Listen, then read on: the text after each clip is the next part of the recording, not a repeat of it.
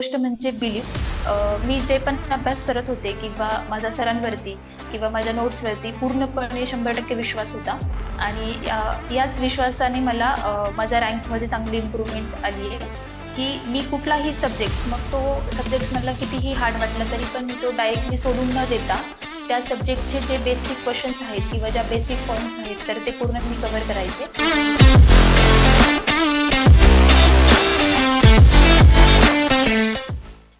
Hello everyone. आज हमारे साथ जुड़ी है डॉक्टर रोहिणी नवतर। इन्होंने अपना UG government Ayurved college Osmanabad से पूरा किया और AIA PGT में ऑल इंडिया रैंक 19 लाकर पीजी भी गवर्नमेंट आयुर्वेदा कॉलेज उस्मानाबाद में ही किया और गायनेक की सीट हासिल की है। आपको इसकी बहुत बहुत शुभकामनाएं Rohini. Thank you doctor Aditi and also thank you to doctor Ajit Patil sir, की ज्यांच्यामुळे मी आज इथे आहे. अच्छा रोहिणी, पीजी करने के पीछे का क्या मोटिव था? अ, कसं असतंय ना, म्हणजे प्रत्येक BMSच्या विद्यार्थ्याला जसं वाटत असते, की आता BMS कंप्लीट झालंय, तर आता नंतर काय करणार? तर तसंच मला देखील वाटत होतं, की BMS कंप्लीटच्या नंतर काय करायला पाहिजे. तर त्या फेजमध्ये माझ्याकडे 3 ऑप्शन होते.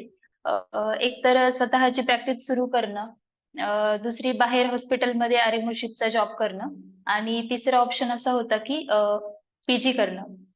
तर बाहेर हॉस्पिटलमध्ये जॉब करणं म्हणजे मी ॲक्चुअली सेकंड इयर आणि थर्ड इयरला मी बाहेर RMOशिपचा जॉब केलेला.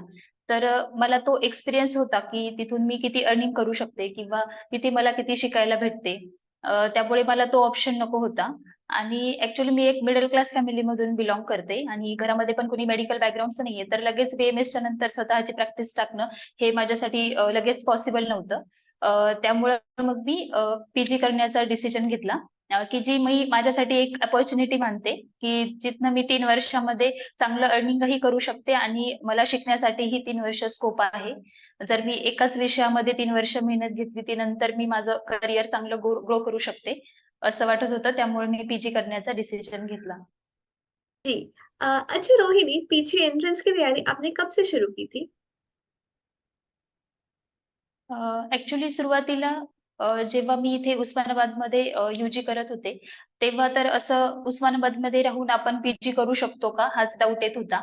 पण 2 ते 3 वर्षापूर्वी कारण की इथे काय होतं, की ऑफलाईन क्लासेस पण अवेलेबल नाहीयेत आणि पीजीसाठी जे स्टडीसाठी जे एन्व्हायर्नमेंट आहे, तसं पण इथे नाहीये. सो आधी त्यामुळं 2-3 वर्षापूर्वी असं झालं, की माझ्या सीनियर्सचा रिझल्ट फार छान आला आणि त्यांनी देखील ऑनलाईन क्लासेस केलेले आणि जेव्हा आपले सीनियर्स करतात तेव्हा आपल्याला देखील कॉन्फिडन्स येतो. मग तेव्हा आम्ही पण इथेच राहून ऑनलाईन क्लासेस करायचं ठरवलं आणि इंटर्नशिपमध्येच मी पीजीची प्रिपरेशन स्टार्ट केली. जी, हमारे हमें हमें सीनियर्स को देख के इंस्पिरेशन मिलता है और आज आपको देख के बाकी गवर्नमेंट कॉलेज के बच्चों को भी इंस्पिरेशन मिलेगा कि वो भी ऑनलाइन पढ़ाई करके, ऑनलाइन कोचिंग लेके एक अच्छा रैंक लाके एक अच्छा गवर्नमेंट कॉलेज हासिल कर सकते हैं। अच्छा रोहिणी, आप अपने शेड्यूल और डेली रूटीन के बारे में बताइए कि आप प्रिपरेशन के टाइम आप क्या करते थे? अ, सर्वात सुरुवातीला मला सगळ्या स्टुडंटला हे सांगायचंय, की मी कधीच एक 8 डेजचं प्लॅनिंग करून किंवा मग पूर्ण 1 मंथचं प्लॅनिंग करून मी कधीच असा स्टडी केला नाही. सर जे पण वीकली टेस्टमध्ये सिलेबस देत होते, तर मी पूर्णपणे त्या सिलेबसवर फोकस करून तो मी मॅक्सिमम किती कव्हर करू शकते हेच ट्राय करायचे. तर पूर्ण प्रिपरेशन फेजमध्ये मी माझं शेड्यूल कसं होतं आणि मी प्रिपरेशन कसं केलं हे मी 3 फेजमध्ये सांगते. फर्स्ट फेज पहिले 6 महिने, की ज्याच्यामध्ये माझी इंटर्नशिप वर्किंग होती. कितीही कोणतंही डिपार्टमेंट हेक्टिक असेल, तरीही मी जेवढा पण छोटा-छोटा टाईम भेटेल, त्याच्यामधून मॅक्सिमम सिलेबस कव्हर करायचा ट्राय करायचे. की त्यातलाच माझा एक गायनेकच्या पोस्टिंगच्या वेळेसचं झालेलं, की माझी गायनेकची पोस्टिंग सुरू होती आणि पहिले 15 डेज मला बिलकुल अभ्यासासाठी थोडा पण वेळ भेटला नाही आणि ती टेस्ट तर मला द्यायची होती आणि तो ऑक्टोबरचा टायमिंग होता. दिवाळीच्या व्हॅकेशन्स येणार होत्या आणि आम्हाला 2 इंटर्नला कंपल्सरी तिथे थांबायला सांगितलेलं. तर मी त्या गोष्टीला पॉझिटिव्हली घेतलं, की त्यावेळेस पेशंटचा फ्लो कमी असेल आणि OPDला बसून देखील मी चांगलं वाचू शकते किंवा रीडिंग करू शकते. तर सुरुवातीच्या फेजमध्ये असंच मी शांततेत जेवढं होईल तेवढं इंटर्नशिपमध्ये स्टडी सुरू ठेवला. नंतर मिडल फेज की जेव्हा माझं पूर्ण नॉन वर्किंग होतं, तेव्हा मला पूर्ण 24 अवर अभ्यासासाठी भेटायचे. तर तेव्हा असंच सकाळी 1 तास द्रव्यगुण, रसशास्त्र, नंतर एम-आर-आय नोट्स, नंतर 2 ते 3 अवर्स आपण संहिता करतो तसंच. आणि दुपारच्या टायमिंगमध्ये जेव्हा माझा बिलकुल अभ्यास होत नव्हता, तर तेव्हा मी compulsory 2 to 3 hours MCQ solve करायचे. इव्हनिंगच्या टायमिंगमध्ये जो माझा फ्रेश टाईम होता, तेव्हा मी रँडम नोट्स कव्हर करायचे. आणि रात्रीच्या टाईममध्ये मी ज्या छोट्या संहिता आहेत, जसं की शारंगधर आहे, काश्यप आहे, तर ते कव्हर करायचे. तर असं पूर्ण डेली शेड्यूलमध्ये मी मॅक्सिमम न्यू टॉपिक कव्हर करायचे. आणि मिडल फेजमध्ये मला एक आठवते, की सरांनी ग्रुपवरती एक ऑडिओ सेंड केलेला आणि सांगितलेलं, की ही तुमची मिडल फेज आहे प्रिपरेशनची, की या फेजमध्ये तुम्ही जेवढं जास्त जास्त करताल किंवा जे तुम्ही डेली करत आहात त्यापेक्षा तुम्ही जेवढे 2-3 तास जर अजून केले, तर तुम्हाला याचा फायदा लास्ट फेजमध्ये खूप होतो. आणि लिटरली तसंच झालं, की त्या मिडल फेजमध्ये मी जास्त एफर्ट्स घेतले, त्यामुळे मला त्याचा फायदा लास्ट फेजमध्ये झाला. जी एंड आपने जो लास्ट का फेज़ था, उससे आपने एग्ज़ाम के ठीक 1 महीने पहले आपकी क्या स्ट्रैटेजी रखी थी? तर या शेवटच्या फेजमध्ये मी न्यू टॉपिक एकही रीड न करता जे मी आधी केलेलं आहे, तर तेच मी पुन्हा-पुन्हा रीड करून परफेक्ट करत होते. सपोज मॅक्सिमम टाईम माझे इम्पोर्टंट नोट्समधून क्वेशन्स रॉन्ग व्हायचे, तर मी इम्पोर्टंट नोट्सच पुन्हा परफेक्ट केल्या होत्या. त्यानंतर मोस्ट ऑफ द रिव्हिजन जी आहे, तर ती मी सरप्राईज टेस्टमधून केली. स्टुडंट म्हणजे या फेजमध्ये आपण थरली रिव्हिजन नाही करू शकत. थरली संहिता घेऊन 1 ते 30 अध्यायपर्यंत पूर्ण चिकित्सास्थान रिवाईज करणं एवढा टाईम नसतो. त्यामुळे सरप्राईज टेस्टमधून पूर्ण रिव्हिजन, जसं की 10 अध्यायवर सरप्राईज टेस्ट अवेलेबल असेल, तर पूर्ण सरप्राईज टेस्ट आधी सॉल्व्ह करून घ्यायची आणि त्याच्यामध्ये जे क्वेशन्स रॉन्ग होत आहेत, तर ते क्वेशन्स रॉन्ग एरियात जाऊन पुन्हा परफेक्ट करायचे. आणि तिसरी गोष्ट की मी मॉक टेस्ट डेली 1 ते 2 मॉक टेस्ट सॉल्व्ह करायची आणि त्याच्यामध्ये जे नवीन क्वेशन्स आहेत जी-केचे किंवा रिसर्चचे, तर ते क्वेशन्स मी प्रिपेअर करायचे. आणि लास्टच्या फेजमध्ये जे जे आपल्या मॉक टेस्ट होतात, तर त्याच्यामध्ये लास्ट बट वन एक मॉक टेस्ट होती आणि त्याच्यामध्ये मला खूप जास्त कमी स्कोर आला होता.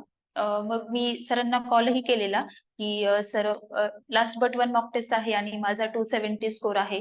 मला तेव्हा खूप लो फील झालेलं. पण जेव्हा मी ते गोष्टी केल्या किंवा ऑब्झर्व्ह केल्या, तर तेव्हा असं लक्षात आलं, की मी ती टेस्ट खूप कॅज्युअल अप्रोचने दिलेली आणि त्याचं अ, खूप सिली मिस्टेक्स केलेल्या. तर लास्ट फेजमध्ये ह्या गोष्टी होत राहतात. तर तुम्ही तुमच्या चुकांमधून फक्त शिकायला पाहिजे आणि जास्त त्या मार्क्सकडे लक्ष न देता, स्ट्रेस न घेता स्टडी मेंटेन करायला पाहिजे. जी, बिल्कुल सही कहा आपने। हमें एआईपीसीटी के जो लास्ट फेज़ होता है, उसमें कुछ नया ना पढ़ते हुए जो हमने पहले से पढ़ाई किया है, उसी को ध्यान देना चाहिए। जो क्वेश्चन्स हम सॉल्व करें, जो सरप्राइज़ टेस्ट, मॉक टेस्ट, उसका एनालिसिस करके, उसके बाद उसमें क्या गलती हुई है, उसे सुधारना चाहिए ताकि हम उसे और बेटर कर सकें। सो रोहिणी, आपके अनुसार आपकी सक्सेस का कारण क्या था? मला माझ्या सक्सेसची 2 कारणं वाटतात. First consistency end second believe. तर पूर्ण प्रिपरेशनच्या फेजमध्ये मी माझ्या कन्सिस्टन्सीची व्याख्या अशी करेल, की जे पण मला वर्षभरामध्ये प्रॉब्लेम्स आलेत, मग ते फॅमिली प्रॉब्लेम्स असू देत किंवा मी जेव्हा नॉन वर्किंग घेत होते तेव्हा येणारे प्रॉब्लेम्स किंवा वर्किंग इंटर्नशिप असताना तर आपल्याला अभ्यास होत नाही त्यामुळे खूप प्रॉब्लेम्स येतात. तर या कुठल्याही प्रॉब्लेमचा इम्पॅक्ट मी माझ्या स्टडीवरती होऊ दिला नाही आणि त्या प्रॉब्लेमचं लगेच सोल्युशन काढून मी माझा स्टडी झोन मेंटेन करत होते. तर हीच वर्षभर कन्सिस्टन्सी मी मेंटेन केली. ते खूप मला इम्पोर्टंट वाटते. आणि दुसरी गोष्ट म्हणजे बिलीव्ह. मी जे पण अभ्यास करत होते किंवा माझा सरांवरती किंवा माझ्या नोट्सवरती पूर्णपणे 100% विश्वास होता. आणि याच विश्वासाने मला माझ्या रँकमध्ये चांगली इम्प्रूव्हमेंट आली आहे. याच्याविषयी मला तुम्हाला एक इव्हेंट सांगायचा आहे, की एक्झामच्या जस्ट 1 डे बिफोर मी जेव्हा ट्रॅव्हलिंगमध्ये होते, तर तेव्हा सरांनी ग्रुपवर 9 ते 10 पी-डी-एफ सेंड केल्या आणि असं सांगितलं, की इफ पॉसिबल तुम्ही फक्त एकदा ओव्हरलूक करा. जी-केच्या नोट्स आहेत आणि इम्पोर्टंट आहेत. तर ते ते त्या फेजमध्ये आपण खूप स्ट्रेसमध्ये असतो. म्हणजे नवीन काही आपण वाचू आणि ते आपण तेव्हा ग्रास्प करू हे तर इम्पॉसिबल असतं. पण मी एकदा त्या पूर्ण पी-डी-एफ ओव्हरलूक केल्या आणि असं झालं, की एक्झाममध्ये ॲज इट इज 2 क्वेशन्स तिथून होते आणि ते मी करेक्ट अटेम्प्ट करू शकले. बिकॉज ऑफ मी ते सगळं रिवाईज ओव्हरलूक केलं होतं म्हणून. तर हेच की तुमचा विश्वास खूप इम्पोर्टंट असतो. त्यामुळं हेच 2 कारणं जी आहेत, जी मला माझ्या सक्सेसची वाटतात. बिल्कुल सही कहा आपने, हमें कंसिस्टेंसी मेंटेन करनी चाहिए हमारी पढ़ाई में और दूसरा है विश्वास, जो आपने कहा बिलीव, खुद पे और अपने गुरु पे जो हम कोचिंग फॉलो कर रहे हैं उसके ऊपर। जब तक हमको बिलीफ नहीं होता है कि ते सगळं रिवाईज ओव्हरलूक केलं होतं म्हणून. तर हेच की तुमचा विश्वास खूप इम्पोर्टंट असतो. त्यामुळं हेच 2 कारणं जे आहेत, जी मला माझ्या सक्सेसची वाटतात.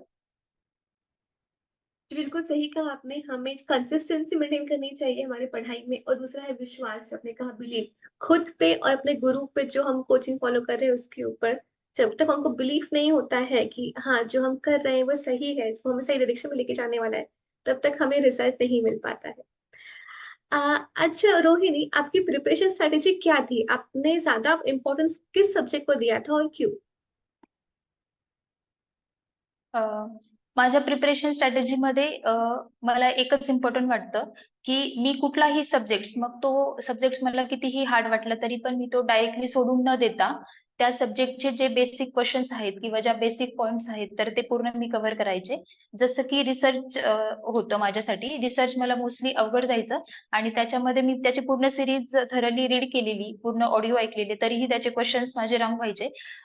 पण तरीही मी रिसर्चचे जे बेसिक पॉइंट होते, जे क्वेशन्स मी अटेम्प्ट करू शकते किंवा जे त्यातले पण जे टॉपिक असे आहेत, की जे मला वाचल्यानंतर इझिली समजतात.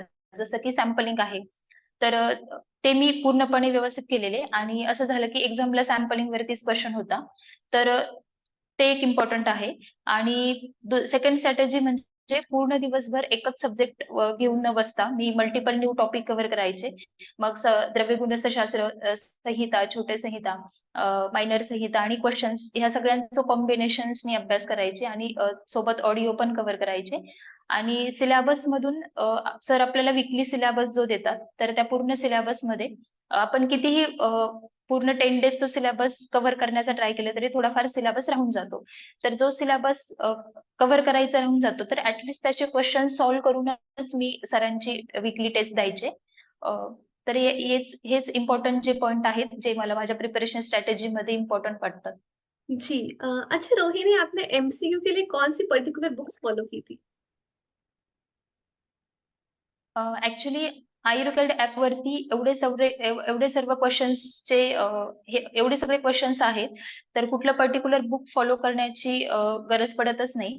अ, तरीही मी पारीखचं बुक मी घेऊन ठेवलेलं होतं, पण मी त्यातनं कधी एम-सी-क्यू सॉल्व्ह केले नाही.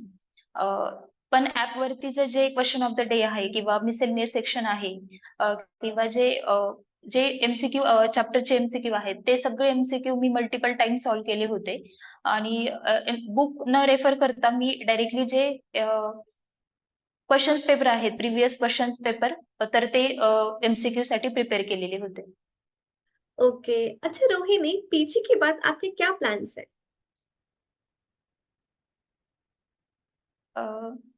ॲक्चुअली ॲट द एंड मला प्रॅक्टिसच करायची आहे. पण म्हणजे सर जसं सांगतात ना, की काही गोष्टी अशा असतात, की ज्या तुम्हाला विथ द फ्लोच काय करायचं आहे हे लक्षात येतं. तर ते खरंच आहे. जेव्हा मी गायनेकसाठी ॲडमिशन घेतलेलं, तर तेव्हा मला असं वाटायचं, की एकदा नॉर्मल लेबर शिकलं ना, की गायनेकच्या बाकीच्या ज्या गोष्टी असतात, तर त्या आपण इझिली शिकू शकतो. पण जेव्हापासून मी इथे रेसिडेन्सीला आहे, तर तेव्हा आणि ऑब्स्टेट्रिक इमर्जन्सी बघत आहे, तर तेव्हा असं लक्षात येतंय, की त्याच्यामध्ये पण प्रत्येक क्वेशन्स खूप व्हरायटीचा असतो. याचाच आत्ता मागच्या संडेला एक इव्हेंट झालेला, की संडेला आम्ही एक पेशंट इंडोर केलेली 5 year infertility primigravida full term full dilate patient आणि आम्ही तिला नॉर्मल लेबर रूममध्ये घेतलं आणि सगळ्यांना असं वाटत होतं, की हाल्फ एन अवरमध्ये ती पेशंट डिलिव्हरी होऊन जाणार. पण तिला इमर्जन्सी सेक्शनसाठी घ्यावं लागलं because she was diagnose as DTA आणि डीप ट्रान्सव्हर्स अरेस्ट आणि ते एक इमर्जन्सी सेक्शनचं इंडिकेशन आहे. सो माझ्या फील्डमधल्या हे सगळे बारकावे जे आहेत किंवा ह्या ज्या ऑब्स्टेट्रिक इमर्जन्सी आहेत, तर हे शिकण्यासाठी एक एक्सपिरियन्स आणि एक वेळ देण्याची गरज आहे. तर सुरुवातीला मी या सर्व गोष्टींसाठी वेळ देणार आहे आणि गायनेकच्या नंतरही असे कन्सल्टंटचे कोर्सेस आहेत, स्पेशालिटीसाठी कोर्सेस आहेत, सुपर स्पेशालिटीसाठी जसं की लॅक्टेशनल कन्सल्टंट आहे, इन्फर्टिलिटी कन्सल्टंट आहे, पेल्विक फ्लोर एक्सरसाइज कन्सल्टंट आहे, लॅप्रोस्कोपिक आहे. तर ह्या सगळ्या आणि गर्भसंस्कार आहे. तर ह्या सगळ्या गोष्टी मी आधी शिकणार आहे आणि त्याच्यानंतर स्वतःची प्रॅक्टिस करणार आहे. जी एंड आपने इतने अच्छे कॉलेज में एडमिशन लिया है, आपको वहाँ पे इतना अच्छा सीखने को मिल रहा है, इतना अच्छा एक्सपोज़र मिल रहा है। आई एम प्रीटी श्योर कि आपके जो सपने हैं आपको क्लिनिक के लेके वो आपको ज़रूर पूरे होंगे एंड आप एक बहुत अच्छी डॉक्टर बन के निकलेंगी। अच्छा रोहिणी, कोचिंग या टेस्ट सीरीज आपके अनुसार प्रिपरेशन में कितने हेल्पफुल होते हैं? ऍक्च्युली कसं असतं ना, कोणती पण एक्झामची आपण जेव्हा प्रिपरेशन करतो, तर तेव्हा आपल्याला एक योग्य गाईडन्सची खूप गरज असते. तर हेच जे गाईडन्स असतं, तर ते आपल्याला कोचिंगमधून भेटतं. त्यामुळं कोचिंग एक्झामसाठी फार इम्पॉर्टंट आहे. आणि आपण स्वतः सेल्फ रीडिंग कितीही केली किंवा कितीही डीप थरली रीडिंग केली, तरी पण आपल्याला त्यातून एक्झॅक्ट क्वेशन्स कुठे फ्रेम होतात, तर याचा एक्सपिरियन्स नसतो. त्यामुळे क्लासच्या ज्या टेस्ट सीरीज असतात, त्या सोडवणं खूप इम्पॉर्टंट आहे. आणि आपली जी एक्झाम आहे ती अल्टिमेटली एमसीक्यू ओरिएंटेड आहे. त्यामुळे तुम्ही जेवढे जास्त एमसीक्यू सॉल्व्ह करताल, तुम्ही त्याच्यामधनं जे रॉंग क्वेश्चन्स आहेत ते त्याच्यामध्ये जेव्हा परफेक्शन्स आणताल, तर तेच इम्पॉर्टंट असतं. तर ते टेस्ट सीरीज मधून आपल्याला आपलं स्वतःचं एनालिसिस करता येतं आणि ते एनालिसिस करून आपल्या रँकमध्ये आपल्याला इम्प्रूव्हमेंट करता येतं. त्यामुळे कोचिंग आणि टेस्ट सीरीज हे एआयपीजीटी साठी खूप इम्पॉर्टंट आहे. जी, बिल्कुल सही कहा आपने। अगर हमें किसी कुछ भी हासिल करना है तो हमें राइट गाइडेंस की सबसे ज़्यादा ज़रूरत होती ही है एंड जो हम एनालिसिस है, बिना कोई टेस्ट सॉल्व किए हम खुद का एनालिसिस नहीं कर पाते, कंपेयर नहीं कर पाते एक बड़ी पूल में। अच्छा रोहिणी, आपको क्या लगता है कि इंटर्नशिप के साथ प्रिपरेशन करना संभव है या पूरी तरह से प्रिपरेशन पर ही ध्यान देना चाहिए एआईबीसीटी क्रैक करने के लिए? ॲक्चुअली पूर्णपणे म्हणजे जे 12 मंथ आपल्याला इंटर्नशिपमध्ये भेटतात, तर ते पूर्णपणे नॉन वर्किंग असं तर पॉसिबल होत नाही. जी कॉलेजची इंटर्नशिप असते 6 मंथची, तर ती आपल्याला कंपल्सरी करावी लागते. आणि एक आयडियली मला असं वाटतं, की सुरुवातीचे जे 6 महिने असतात, तर ते तुम्ही कॉलेजच्या इंटर्नशिप सोबत तुम्हाला जेवढा वेळ भेटतो, तर तेवढा मॅक्सिमम तुम्ही वर्किंग इंटर्नशिप सोबतच अभ्यास सुरू ठेवावा. आणि नंतरचे जे 6 महिने आहेत, की एक्झामच्या जस्ट बिफोर आधी, तर तुम्हाला त्यामध्ये जर पॉसिबल होत असेल, तर तुम्ही नॉन वर्किंग घ्यायलाच पाहिजे. बिकॉज तेव्हा आपण रिलॅक्स आपल्याला 24 अवर हे स्टडीसाठी भेटतात. त्यामुळे आपण खूप रिलॅक्स फील करतो. आणि ज्या स्टुडंटला नॉन वर्किंग लास्ट फेजमध्ये भेटत नाही, तर त्यांना देखील कंप्लीशनच्या नंतर आणि एक्झामच्या आधी जस्ट 1 ऑर 2 मंथ भेटतात. तर त्याचा स्टडीसाठी यूज करायला पाहिजे. आणि फेज कोणतीही असो, वर्किंग, नॉन वर्किंग, अल्टिमेटली तुम्ही तुमच्या स्टडी झोन किती मेंटेन करता, हेच इम्पोर्टंट आहे. जी, बिल्कुल सही कहा आपने। हमें इंटर्नशिप वर्किंग मिले या नॉन वर्किंग मिले, हम खुद का स्टडी ज़ोन कितना मेंटेन कर पाते हैं, कितना खुद कंसिस्टेंसी मेंटेन कर पाते हैं, उसके ऊपर सब चीज़ होता है। अ अच्छा रोहिणी, एयर 19 होने के बाद भी आपने उस्मानाबाद गायनेक क्यों लिया? ॲक्चुअली अदिती, हा क्वेशन मला खूप माझ्या ज्युनियर्सनी आणि टीचर्सने पण खूप वेळा विचारलेला. कारण की सगळ्यांना खूप क्युरिओसिटी होती, की माझा रँक एवढा छान आलाय, तर मी नक्कीच सेंट्रल युनिव्हर्सिटी प्रिफर करेल. आणि तसं झालेलंही. ऑल इंडिया फर्स्ट राउंडला मला अय्याचं मेडिसिन अलॉट झालेलं आणि स्टेट राउंडमध्ये मला उस्मानाबादचं गायनेक झालेलं. तर माझ्याकडे सब्जेक्ट चॉईस होती. अ, मला पर्सनली असं वाटतं, की सब्जेक्ट जास्त इम्पोर्टंट आहे. बिकॉज सब्जेक्ट आपल्यासोबत लाईफटाईम राहतो आणि मी तिकडे जाऊन जरी शिकले, अ, अ, जसं की अय्याला मेडिसिन, तरी मला प्रॅक्टिस तर शेवटी महाराष्ट्रामध्ये येऊनच करायची आहे. तर त्यामुळे मी अ, उस्मानाबादचं गायनेक प्रिफर केलं आणि माझं यूजी ह्याच कॉलेजचं आहे आणि मी प्रिपरेशन पण इथेच राहून केली आहे. त्यामुळे मला सिटीचा प्रॉब्लेम नव्हता. आणि गायनेक ही एक सर्जिकल फील्ड आहे. सो जिथे मला मल्टिपल सर्जिकल अप्रोच जिथे जास्त आहे किंवा मला इन फ्युचर फ्री हँड मिळण्याचे चान्सेस जिथे आहेत, तर असं प्लेस मी चॉईस केलं आणि मी उस्मानाबाद घेऊन सॅटिस्फाईड आहे. जी, आपने बिल्कुल सही कहा। सब्जेक्ट हमारे साथ लाइफ लॉन्ग रहता है। हमारी जो हमने गायनेक में किया है, मेडिसिन में किया है, वो हमारा लाइफ लॉन्ग रहता है। जगह उतना मैटर नहीं करता। अच्छा रोहिणी, उस्मानाबाद गायनेक में सबसे अच्छा क्या है? अभी तक आपने वहाँ पे क्या-क्या सीखा? ओके. इथे जॉइन होऊन मला 4 महिने कंप्लीट झालेत. तर तेव्हापासून मी इथे म्हणजे ज्या प्रोसिजर आपल्याला बाहेर खूप रेअरली बघायला भेटतात, जसं की व्हजायनल हिस्टेक्टोमी आहे किंवा ॲब्डोमिनल हिस्टेक्टोमी आहे. तर ह्या प्रोसिजर्स आमच्याकडे होतात. त्यानंतर इव्हन ॲडव्हान्स सर्जरीमध्ये लॅप्रोस्कोपिक हिस्टेक्टोमी देखील आमच्या कॉलेजला होते. सेकंड आमच्याकडे मंथली 2 वेळा एएनसी कॅम्प होतो, की ज्याच्यामध्ये at a time 20 to 30 ANC चं एक्झामिनेशन आम्ही करतो आणि मंथली 2 वेळा laparoscopic TL tubal ligation camp आणि ॲब्डोमिनल टीएल असे कॅम्प देखील होतात, की ज्याच्यामध्ये ॲट अ टाईम 10 to 15 पेशंट्सचे प्रोसिजर होतात. हे सर्जिकल पार्टमध्ये झालं आणि पेशंटच्या नीडनुसार की पीसीओडी आहे, इन्फर्टिलिटी आहे, अशा पेशंटमध्ये आम्ही पंचकर्म देखील करतो आणि आयुर्वेदिक ट्रीटमेंट त्यांच्या गरजेनुसार देखील करतो आणि सपोज डे केअरमध्ये आम्ही जे ओपीडी बेसिस प्रोसिजर आहे, जसं की योनी धावण, योनी पिचू ह्या सर्व प्रोसिजर ज्या आहेत, तर त्या मी इथे येऊन शिकली आहे. रियली नाइस, आपको वहाँ पे बहुत अच्छा एक्सपोज़र मिल रहा है एंड दैट्स रियली नाइस। अच्छा रोहिणी, कभी-कभी ऐसा होता है कि 3-4 लोग सेम पढ़ रहे हैं, लेकिन फिर भी किसी का रैंक ऊपर आता है, किसी का नीचे आता है, ऐसा क्यों होता है? मोस्ट ऑफ द स्टुडंटचे स्टडी अवर सेम असतात. मी जेव्हा प्रिपरेशन करायचे तेव्हा आमचा देखील एक ग्रुप होता आणि त्याच्यामध्ये सगळ्यांचे रँक्समध्ये फार डिफरन्स आलेला. याचं कारण असं आहे, की मी असं ऑब्झर्व्ह केलं, की काही स्टुडंट फक्त मल्टिपल वेळा ऑडिओ ऐकणे प्रिफर करतात. तर काही फक्त क्वेशन सॉल्व्ह करणं किंवा फक्त काही स्टुडंट असे असतात, की क्वेशन सॉल्व्ह न करता फक्त रीडिंग जास्त प्रमाणामध्ये करतात. तर जेव्हा या 3 गोष्टींमध्ये स्टुडंट्सला बॅलन्स करणं जमत नाही, तर तेव्हा त्यांच्या मार्क्समध्ये फार डिफरन्स येऊन जातो, असं मला वाटतं. आणि सेकंड गोष्ट अशी की आपण जे कोणी पण एक्झाम असो, आपण आपण ती एक्झाम देण्याचा अप्रोच फार इम्पोर्टंट आहे. तुम्ही जर फार कॅज्युअल अप्रोचने एक्झाम देत असाल, तर त्याच्यामध्ये सिली मिस्टेक होण्याचे चान्सेस फार जास्त असतात आणि त्याचा इम्पॅक्ट अल्टिमेटली रँकवर होतो. तर कुठलीही एक्झाम असेल, तरी पण आपण ती खूप सिरियसली द्यायला पाहिजे. जी, आपने बिल्कुल सही कहा, बैलेंस इस तरह कि हमें क्वेश्चन सॉल्विंग, रीडिंग, थ्योरी हर चीज़ में एक बैलेंस बना के चलना चाहिए। अच्छा रोहिणी, जो स्टूडेंट्स अभी एआईपीएचडी के एग्ज़ाम के लिए अपीयर होने वाले हैं, उनके लिए आप क्या मैसेज देना चाहेंगे? जे स्टुडंट आता ए-आय-पी-जी-टी 24 साठी अपियर होणार आहेत, तर त्यामध्ये ते सगळे स्टुडंट येतात, की जे स्टुडंट आता ह्या लास्टच्या फेजमध्ये होप सोडतात, की आता तर खूप कमी टायमिंग आहे, आता नाही होऊ शकणार असं किंवा जे स्टुडंट जे वर्षभर स्टडी करत आहेत किंवा असे स्टुडंट, की ज्यांनी आत्ता स्टडी स्टार्ट केला आहे. तर या सगळ्या स्टुडंटला माझा एकच मेसेज असा आहे, की तुम्ही आत्ता स्वतःला आत्ताच कुठलंच डिसिजन घेऊ नका किंवा आत्ताच स्वतःला जज करू नका. अ, या फेजमध्ये वेगळं काहीच करायचं नसतं. जे पण तुम्ही आधी केलेलं आहे, तेच फक्त शांततेत रिवाईज करायचं असते. आणि सगळ्यात इम्पोर्टंट म्हणजे तुम्ही कॉन्फिडंट राहा. या फेजमध्ये होणाऱ्या ज्या क्लासच्या टेस्ट आहेत किंवा क्लासमध्ये येणारे जे मार्क्स आहेत, तर त्यावरून स्वतःला जज करू नका.